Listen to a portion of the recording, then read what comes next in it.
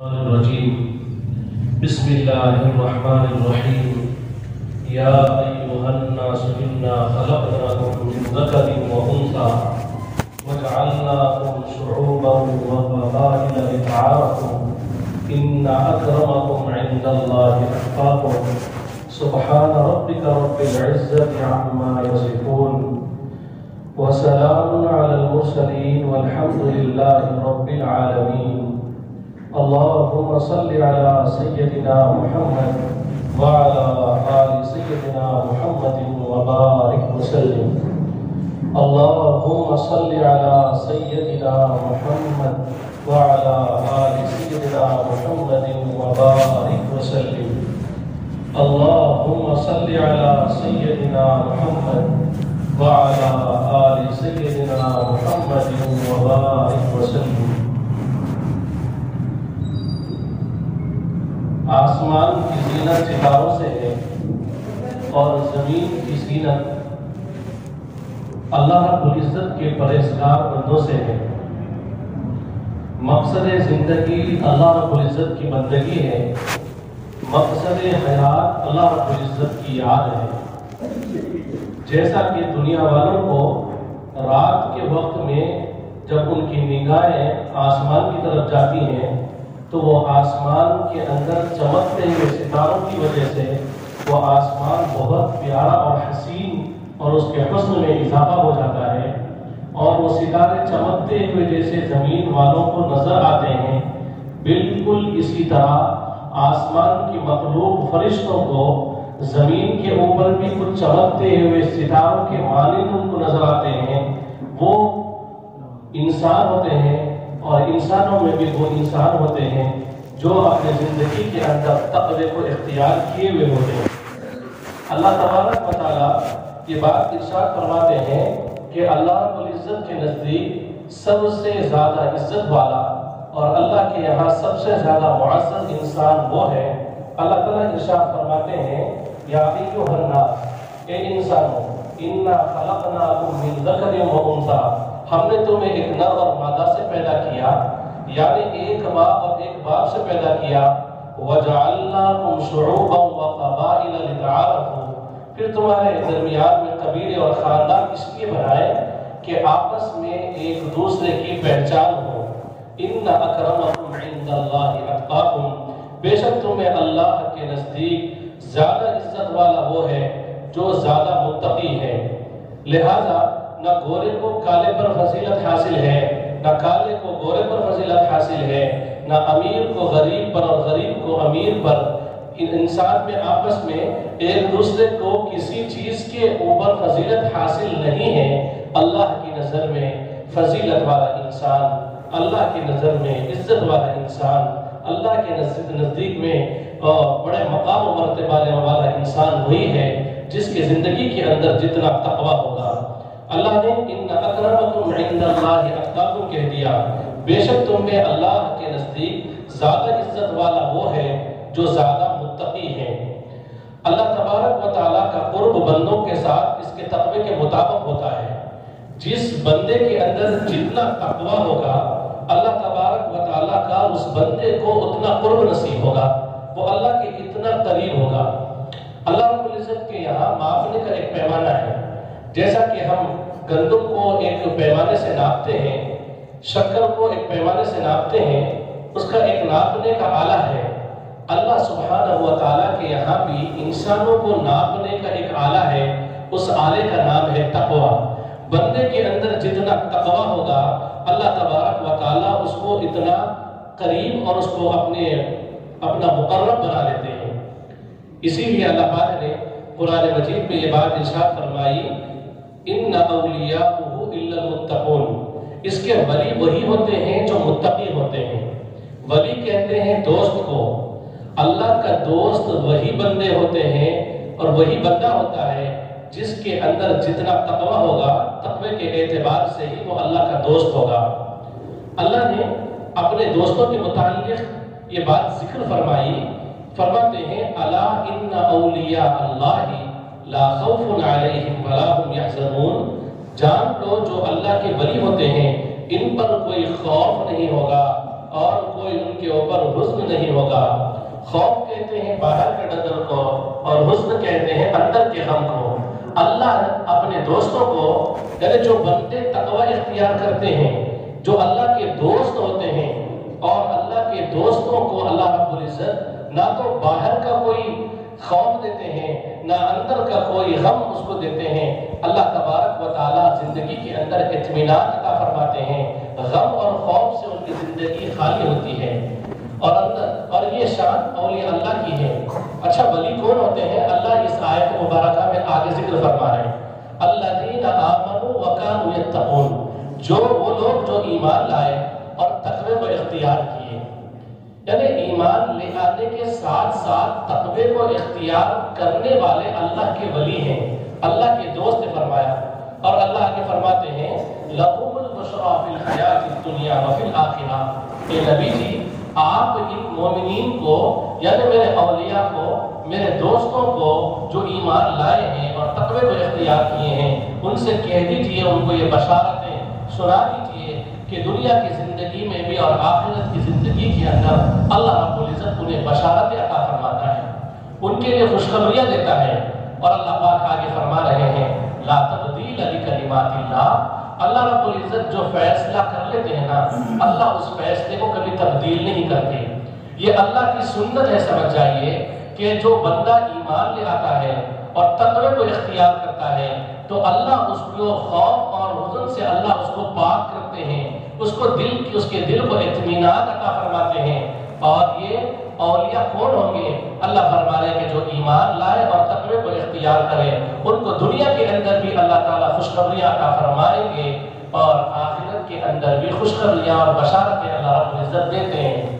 اور اللہ فرما رہے ہیں کہ ہم نے جو وعدہ کیا ہے نا، ہم اس وعدے سے کبھی مکرنے والے نہیں ہیں۔ اور اللہ آگے فرماتے ہیں ذالک هو الفوز العظیم، یہی بہت بڑی کامیابی ہے، فرماتے ہیں کہ یہ بہت بڑی کامیابی ہے، ایسی کامیابی ہے کہ اس کامیابی کے بعد پھر انسان کو ناکامی نہیں ملے گی، اور یہ کامیابی ان بندوں کو نصیب ہوگی جو ایمان لائیں گے اور تقوی کو اختیار کریں گے۔ یعنی اولیاء کی یہ صفت ہوتی ہے کہ وہ اللہ پر ایمان بھی لاتے ہیں اور اپنی زندگی کے اندر تقوی کو اختیار کرتے ہیں۔ میرے دوستو، ولایت کے دو مقامات ہیں، دو درجے ہیں۔ ایک ولایت ہے جو عام ولایت کہی جاتی ہے، اور دوسری ولایت اس کو خاص ولایت کہی جاتی ہے۔ ولایت عامہ ایک ہے اور دوسری ولایت خاصہ ہے۔ ولایت عامہ ہر کلمہ کو نصیب ہے، جس نے بھی کلمہ پڑھ لیا، اللہ کو رب تسلیم کر لیا، اللہ اس کو اپنے عام دوستوں میں شامل کر دیتے ہیں۔ اور اگر یہی بندہ اللہ تبارک و تعالیٰ کے احکامات کو مان کر اپنے دل کے اندر تقوی پیدا کر لیتا ہے تو اللہ رب العزت اس تقوی کی وجہ سے اس بندے کو اپنے خاص ولایت کا مقام عطا فرماتے ہیں، یعنی اپنا خاص بندہ اور خاص دوست اس کو بنا لیتے ہیں۔ میرے دوستو، ولایت کا ایک اگلا درجہ انسان کو ایمان لانے پر نصیب ہو جاتا ہے، مگر یہ ولایت عامہ ہے۔ ولایت خاصہ حاصل کرنے کے لیے بندوں کو چاہیے کہ وہ تقوی اختیار کرے، اس کے بغیر اللہ کے یہاں اعمال بھی مقبول نہیں ہوتے۔ اللہ تبارک و تعالیٰ قرآن مجید میں ارشاد فرماتے ہیں انما یتقبل اللہ من المتقین، بے شک اللہ تعالیٰ متقیوں کے اعمال کو ہی قبول فرمائیں گے۔ اگر ہم ایسے اعمال کو کریں گے نا، اللہ کے یہاں یہ اعمال قبول نہیں ہوں گے، بلکہ تقوی کے ساتھ ہی اعمال قبول ہونے کا اللہ نے قرآن مجید میں ذکر فرمایا ہے۔ تقوی کی اہمیت ہے، آپ اللہ تعالیٰ کے قرآن مجید کو کھول کر دیکھیں تو قرآن مجید کے اندر ہر چند آیتوں کے بعد تقوی کا ذکر نظر آئے گا، جگہ جگہ تقوی کا ذکر ہوگا، تقوی کا لفظ نظر آئے گا۔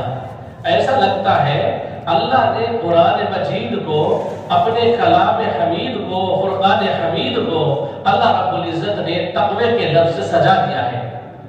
جیسا اگر کوئی اپنے خاص دوستوں کو یا اپنے قریبی رشتہ داروں کو جب انہیں کوئی ہدیہ دینا ہوتا ہے تو کیسے اس ہدیے کو صرف ایسے نہیں دیا جاتا، بلکہ ایک اچھے رنگین لفافے کے اندر رکھا جاتا ہے، اس کو اچھے بکسے کے اندر رکھا جاتا ہے، پھر اس کو اچھے سے لپیٹ دیا جاتا ہے، اس کو اچھے سے سجا کر اس کو ہدیے کے اندر پیش کرتے ہیں۔ تو اللہ رب العزت نے اپنے بندوں کے لیے قرآن مجید جو ان کی ہدایت کے لیے اتاری ہے، اللہ نے ہماری ہدایت کے لیے اس کتاب کو عطا فرمایا ہے، تو اللہ نے اس کتاب کو بھی ایسے ہی سجا دیا ہے تقوی کے لفظ سے۔ ہمارے یہاں عید کے موقع پر شہر کے اندر شیر خورما بنایا جاتا ہے، دودھ سے بنتا ہے، اس میں سیویاں ہوتی ہیں۔ جب یہ دو بن کر تیار ہو جاتی ہیں تو اس کے اوپر ڈرائی فروٹس کو کٹ کر جس کو مغزیات کہتے ہیں، عورتیں اس دودھ کے اوپر اس شیر خورمے کے اندر ڈال دیتی ہیں، تو دکھنے میں وہ صرف دودھ نظر نہیں آتا، دودھ کے ساتھ وہ دکھنے کے اندر بہت خوبصورت نظر آتا ہے۔ تو بالکل جیسے کہ وہ مغزیات اوپر دودھ کے اوپر تیر رہے ہوتے ہیں، بالکل اللہ تبارک و تعالیٰ نے قرآن مجید کو بھی اس لفظ سے یعنی ان مغزیات سے سماج سے سجا دیا ہے کہ اللہ رب العزت نے قرآن مجید میں تقوی کا ذکر فرمایا ہے۔ اور عجیب حیرانی ہوتی ہے کہ اللہ نے تقوی کا صرف 2-3 مرتبہ ذکر کر دیتے تو کافی تھا، اللہ نے کئی دفعہ تقوی کا لفظ قرآن مجید میں ذکر کیا۔ بعض جگہ تو اللہ نے یہاں تک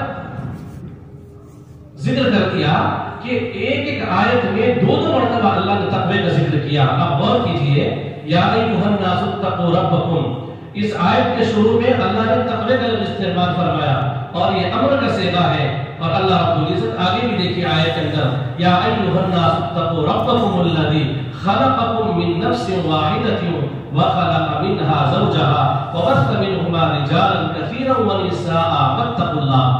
آیت کے شروع میں تقوی کا ذکر، اور اس آیت کی دوسری جگہ اللہ نے تقوی کا ذکر فرمایا، اور دوسری جگہ اللہ اس آیت کے اندر بھی 2 مرتبہ تقوی کا ذکر کرتے ہیں، یا ایھا الذین آمنوا اتقوا اللہ ولتنظر نفس ما قدمت لغد واتقوا اللہ۔ تو ایک آیت میں اللہ نے 2 مرتبہ تقوی کا ذکر کیا ہے، تو اس سے پتہ چلتا ہے کہ اللہ یہ چاہتے ہیں کہ بندوں کی زندگی کے اندر تقوی ہو، اسی لیے اللہ نے تقوی کا بار بار ذکر کیا قرآن مجید کے اندر، اور نبی علیہ السلام نے حدیث مبارکہ کے اندر بہت سارے اعمال کے حدود کا ذکر کر دیا، بہت سارے اعمال ایک حد تک اختیار کرنے کا حکم ہے، لیکن جب اللہ نے تقوی کا ذکر کرنا تھا تو شریعت نے ہر چیز کی حد متعین کر دی، لیکن جہاں تقوی کا تذکرہ آیا تو میدان کھلا چھوڑ دیا، اور کیا فرمایا، فاتقوا اللہ ما استطعتم، تم تقوی اختیار کرو جتنا تمہارے اندر استطاعت ہے، یعنی ہمارے اندر اللہ نے جتنی طاقت رکھی ہے ہم طاقت کے مطابق پورا زور لگا کر تقوی اختیار کرنے والے بن جائیں۔ تو اللہ ہمارے لیے تقوی کا میدان کھول دیا ہے، تو تقوی کی کوئی حد نہیں ہے، تقوی جتنا زیادہ اختیار کریں گے اتنا اللہ کا قرب نصیب ہوگا، اور اتنا جو ہے اللہ رب العزت کے قریب ہوں گے، اور اللہ تبارک و تعالیٰ کے خاص دوستوں میں شامل ہو جائیں گے۔ ایک آیت میں تو اللہ نے عجیب انداز میں ذکر فرمایا، بندوں کو ایمان والوں کو حکم دیا، یا ایھا الذین آمنوا اتقوا اللہ، اے ایمان والو تم اللہ سے ڈرو، تقوی اختیار کرو، حق تقاتہ، جیسا کہ اللہ سے ڈرنے کا، اللہ سے تقوی اختیار کرنے کا حق ہے۔ میرے دوستو، اس آیت سے عجیب کیفیت پیدا ہوتی ہے قلب کے اندر، اللہ رب العزت کی شان کتنی بڑی، اور ہم کتنے چھوٹے سے ایک ناقص انسان اور علوم کا مجموعہ، ہم اتنے چھوٹے اللہ کے ایک محتاج مخلوق کے اندر سے ایک حقیر ہم مخلوق ہیں۔ تو میرے دوستو، اللہ ہمیں فرما رہا ہے کہ جو ایمان لے آئے ہیں ان کو تقوی کا حکم دے رہا ہے، اور یہ بھی فرما رہا ہے کہ تم میرے تقوی کی میرے ڈر کے اور میرے ساتھ جو تقوی کا معاملہ ہونا چاہیے، میرے حق کے مطابق تم تقوی کو اختیار کرو۔ میرے دوستو، جب اس آیت کا نزول ہوا، حضرت سیدنا صدیق اکبر رضی اللہ تعالیٰ کو جب یہ آیت سنائی گئی تو ان کی کمر بیٹھ گئی تھی، زمین سے اٹھا نہیں جا رہا تھا۔ تو میرے دوستو، تقوی اختیار کرنے کا حکم اللہ کی طرف سے ہے، اور اپنی طاقت کے مطابق ہم زور لگا کر تقوی کو اختیار کرنے والے بنے۔ میرے دوستو، تقوی اختیار کرنے سے اللہ رب العزت اتنے اس کے اندر فائدے رکھے ہیں۔ تقوی ایک عجیب نعمت ہے، اس کے اختیار کرنے سے اللہ تعالیٰ نعمتوں کے دروازوں کو کھول دیتے ہیں اور اللہ رب العزت گناہوں کو بھی معاف فرما دیتے ہیں اور بصیرت عطا کرتے ہیں۔ قرآن مجید میں اللہ تبارک و تعالیٰ ارشاد فرماتے ہیں وَمَن يَتَّقِ اللَّهَ، اور جو کوئی تقوی کو اختیار کرتا ہے يُكَفِّرْ عَنْهُ سَيِّئَاتِهِ وَيُعْظِمْ لَهُ أَجْرًا، اللہ تعالیٰ ان کے گناہوں کو معاف فرماتے ہیں اور اللہ تبارک و تعالیٰ ان کے اجر کو بڑھا دیتے ہیں۔ تو تقوی کے اختیار کی وجہ سے اللہ گناہوں کو بھی معاف کر دیتے ہیں اور ساتھ میں اجر کا انعام جو اللہ تعالیٰ جو انعام عطا کرتے ہیں بندے کو، اللہ اس کا دام بھی بڑھا دیتے ہیں۔ اور ایک جگہ اللہ تعالیٰ فرماتے ہیں یا ایھا الذین آمنوا ان تتقوا اللہ، اے ایمان والو تم تقوی کو اختیار کرو، یجعل لکم فرقانا، وہ تمہیں قوت فارغہ عطا فرمائے گا۔ میرے دوستو، یہ قوت فارغہ کون سی نعمت ہے؟ یہ وہ نعمت ہے کہ انسان کو اندر یہ صلاحیت پیدا ہوتی ہے کہ اس کو حق اور باطل میں فرق کرنے کی صلاحیت پیدا ہوتی ہے، اچھے اور برے کے درمیان میں تمیز کرنے کی صلاحیت پیدا ہوتی ہے، کھرے اور کھوٹے کے درمیان میں فرق کرنے کی صلاحیت پیدا ہوتی ہے۔ اللہ رب العزت فارغہ والی نعمت بھی یہ تقوی کی بنیاد پر عطا فرماتے ہیں۔ تقوی حاصل کرنے کے کتنے فائدے ہیں، اور اللہ رب العزت تقوی اختیار کرنے والوں کو برکتیں بھی عطا فرماتے ہیں۔ اللہ تعالیٰ قرآن مجید میں ذکر فرماتے ہیں وَلَوْ أَنَّ أَهْلَ الْقُرَىٰ، اور اگر یہ بستیوں والے ایمان لاتے اور تقوی کو اختیار کرتے لَفَتَحْنَا عَلَيْهِمْ بَرَكَاتٍ مِّنَ السَّمَاوَاتِ وَالْأَرْضِ، اللہ رب العزت ہم آسمان اور زمین کے برکتوں کے دروازے کھول دیتے ہیں۔ زمین کے بھی دروازے کھل جاتے ہیں برکتوں کے، اور آسمانوں کے دروازے بھی اللہ پاک کھول دیتے ہیں۔ اور اس کی تفصیل اللہ آگے ایک دوسری آیت میں فرماتے ہیں۔ اللہ فرماتا ہے لَأَكَلُوا مِن فَوْقِهِمْ وَمِن تَحْتِ أَرْجُلِهِمْ، اللہ رب العزت ایسے دروازے کھول دیتے ہیں کہ ہم ان کو وہ نعمتیں کھلاتے ہیں جو اوپر سے اترتے ہیں، اور وہ نعمتیں جو ہم وہ کھلاتے ہیں جو پاؤں سے کے نیچے سے نکلتی ہیں۔ مفسرین نے اس کے اندر ایک عجیب نقطہ لکھا، فرماتے ہیں آسمان سے اللہ رب العزت اوپر سے جو نعمتیں عطا فرماتے ہیں اس کے متعلق وضاحت فرمائی، اور زمین کے نیچے سے جو نعمتیں نکلتی ہیں اس کے متعلق وضاحت فرمائی کہ اللہ نے حضرت انسان کو دو چیزوں سے ملا کر بنایا ہے۔ ایک ہے حضرت انسان کا جسم، اور دوسری ہے انسان کے اندر کی روح۔ یہ جو انسان کا جسم ہے نا دوستو، یہ مٹی سے بنا ہے، لہذا اس کو مٹی سے نکلی ہوئی چیزوں کی ضرورت ہوتی ہے۔ اسی لیے اللہ رب العزت فرما رہے ہیں کہ جو بندہ تقوی کو اختیار کرے گا تو اس کے پیروں کے نیچے جو زمین ہے، اللہ تعالیٰ زمین سے نکلنے والے اس کو تمام نعمتیں عطا کریں گے تاکہ یہ بندہ، اس کا جسم ان نعمتوں کو استعمال کرے، اس کو ایک تقویٰ بھی، اس کو ایک قوت ملے، اور اس کو راحت ملے، اور اس کو ایک لذت ملے۔ تو اللہ رب العزت جسم کو زمین کے نیچے کی، اس کے پیروں کے نیچے کی، اللہ تعالیٰ نیچے کے خزانوں سے اللہ اس کو نعمتیں عطا فرماتے ہیں۔ اور دوسری جو انسان کے اندر جو چیز چھپی ہوئی ہے، کسی کو نظر نہیں آتی، خود اپنی روح کو انسان کو محسوس کر سکتا ہے، اگلے والے بھی اس کی حرکت کو دیکھ کر محسوس کرتے ہیں۔ تو میرے دوستو، مفسرین نے فرمایا ہے کہ اللہ رب العزت اس روح کو اللہ نے زمین کی مٹی سے زمین سے پیدا نہیں کیا، مٹی سے نہیں پیدا کیا، بلکہ یہ روح عالم امر کی چیز ہے۔ تو عالم امر میں اس کی غذا اللہ رب العزت کا ذکر ہے، اللہ رب العزت کی طرف سے اترنے والی رحمتیں ہیں، اللہ رب العزت کی طرف سے اترنے والے تجلیات ہیں، اللہ رب العزت کی ذات سے، صفات سے، اور اللہ کی ذات سے نکلنے والے وہ فیوزات، وہ برکات اور وہ انوارات ہیں جو انسان کی روحانی غذا ہوتی ہے، روح کی غذا ہوتی ہے۔ اسی لیے اللہ نے فرمایا ہم اوپر سے بھی اس کو نعمتیں عطا کریں گے اور زمین کے نیچے سے بھی نعمتیں عطا فرمائیں گے۔ تو میرے دوستو، تقوی اختیار کرنے کی وجہ سے کیا کیا بندے کو فائدے حاصل ہوتے ہیں؟ اللہ رب العزت قرآن مجید میں ارشاد فرماتے ہیں تقوی ایسی نعمت ہے کہ اللہ تعالیٰ رزق کے دروازے کھول دیتے ہیں۔ لَقَدْ كَانَ لِسَبَإٍ فِي مَسْكَنِهِمْ آیَةٌ، قوم سبا کے مساکین میں نشانیاں ہیں، کیونکہ جنتان عن یمین و شمال، دائیں اور بائیں دونوں طرف باغات، کلوا من رزق ربکم واشکروا لہ، کھاؤ اپنے رب کا دیا ہوا رزق اور اس کا شکر ادا کرو. بلدۃ طیبۃ ورب غفور، پاکیزہ شہر ہے اور اس کا رب ان کے جو ہے کوتاہیوں کو معاف کرنے والا ہے. اللہ رب العزت نے اس قوم کا ذکر کرتے ہوئے فرمایا کہ اللہ کی نعمتوں کو کھاؤ اور اللہ رب العزت کا شکر ادا کرو. جس کا کھائے میرے دوستو اسی کے گیت گائیں، تقوی کو اختیار کریں گے تو اللہ رب العزت روٹی بھی دے گا، بوٹی بھی دے گا، کارے بھی دے گا اور بہارے بھی دے گا. اللہ رب العزت تقوی کی وجہ سے نعمتوں کی انبار لگا دیتے ہیں. اور اللہ تعالیٰ فرماتے ہیں تقوی کی بنیاد پر جو نعمتیں مل جاتی ہیں اور اگر بندہ ان نعمتوں کا شکر ادا کرے گا اللہ رب العزت نعمتوں میں اضافہ فرمائیں گے. فرماتے ہیں لئن شکرتم لازیدنکم ولئن کفرتم ان عذابی لشدید، اگر تم میری نعمتوں کا شکر ادا کرو گے تو میں ضرور بھی ضرور اپنی نعمتوں کو زیادہ کر دوں گا، اور اگر کفران نعمت کرو گے تو بے شک میرا عذاب شدید ہے. تو اللہ رب العزت تقوی کی بنیاد پر نعمتیں عطا فرماتے ہیں اور نعمتوں کے ملنے پر اس کا حقیقی شکریہ یہی ہے کہ بندہ تقوی کو اختیار کرے اور اللہ رب العزت کی بندگی کرنے والا بن جائے. یہی حقیقی شکر ہے. تو اللہ رب العزت نعمتوں میں اضافہ فرماتے ہیں. اگر بندہ اللہ کی ملی ہوئی نعمتوں کے اوپر اگر اس کا حقیقی شکر نہ ادا کرے، اللہ کی بندگی نہ کرے، تقوی کو اختیار نہ کرے تو اللہ رب العزت کیا کریں گے؟ اللہ رب العزت پھر ان کو عذاب شدید دیں گے اور اللہ تعالیٰ نعمتوں کو واپس بھی دے دیں گے. اللہ تبارک و تعالیٰ قرآن مجید میں ارشاد فرماتے ہیں، اللہ تعالیٰ مثال بیان کرتا ہے ایسی بستی کی جس میں امن بھی تھا، اطمینان بھی تھا.